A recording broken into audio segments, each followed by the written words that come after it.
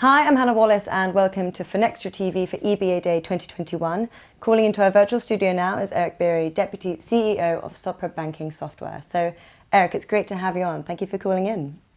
Oh, thank you. I'm very pleased to be there with you. It's really good to have you on.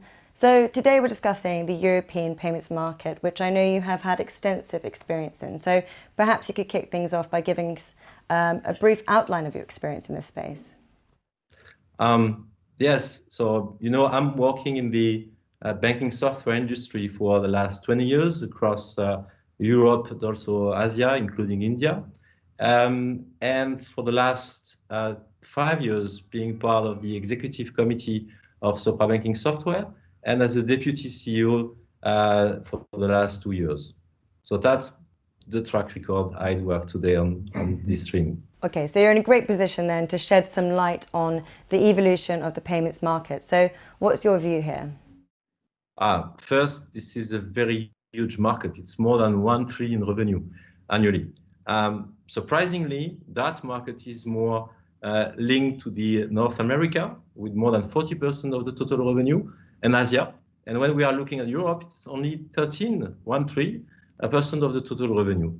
This market is moving very fast because of new trends, not only linked to the pandemic, but the digitalization of payments, the request for real-time payments, and the diversity which is expected by the consumers and by the corporates in terms of payment instruments is becoming very important and asking high level of exigencies to the different financial institutions. All right, so taking all of that into account then, how can European institutions further increase their presence in the payments market? What about that? They have two challenges and two key different challenges. One is that the processing of the payments is linked to the economy of scale, so they need to reduce their cost in that part. And the only way to reduce the cost on the processing is the ability to deliver at scale. So there are several ways to do it. One is to use global player with a huge volume. The second approach is that they are looking for mutualization with other banks to design a factory to deliver that processing. So that's the part of the economy at scale. There is a second part, which is their positioning to innovate in front of their clients. And in fact, they need to save money on the economy at scale to deliver more value to their clients, being retail clients or corporate clients.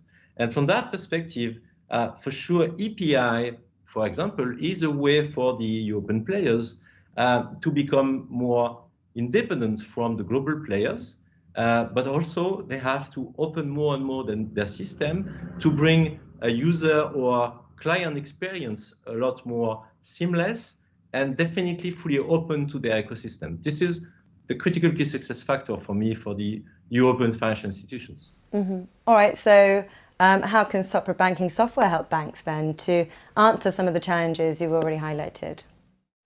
But as I said at the beginning, Sopra Banking Software is for the last 20 years in the heart of the retail banking system. So retail banking system is account management and is payments.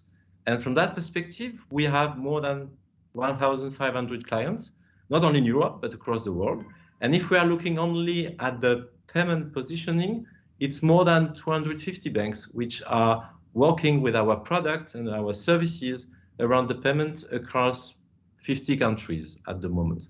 So from that perspective, and the way we are looking at this is we are able to support them in their strategy to design and to build factories for the processing. So we are not a processor, but we are able to support them with our assets to give them a strong facility to deliver an industrialized value.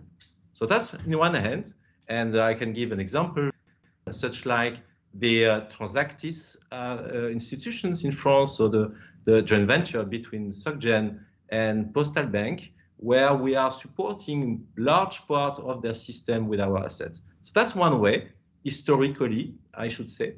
But looking at the last 3-4 years, there is strong demand from the market to have new usages. And from that perspective, SaaS with future-proof, the ability to scale up for new use cases. So from PSD2, which is more traditional, I should say, to request to pay, to instant payment on SaaS, and moving to the new, I should say, use cases for API. This has to be delivered as a service, linked like an ecosystem to the different banks. And that's where we are at the moment. That's our positioning for tomorrow. All right, well, thank you so much for sharing your insights, Eric. And is there a final message you'd like to give to your European customers? Sure. I think there is one very important. We are moving from a payment flow strategy to a data flow strategy.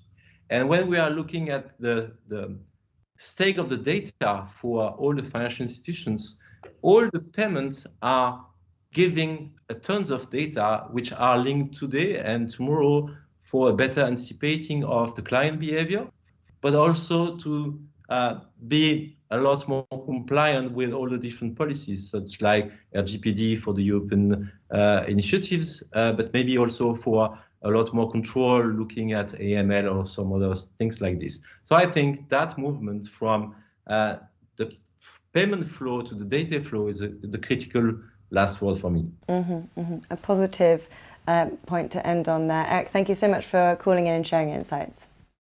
Thank you.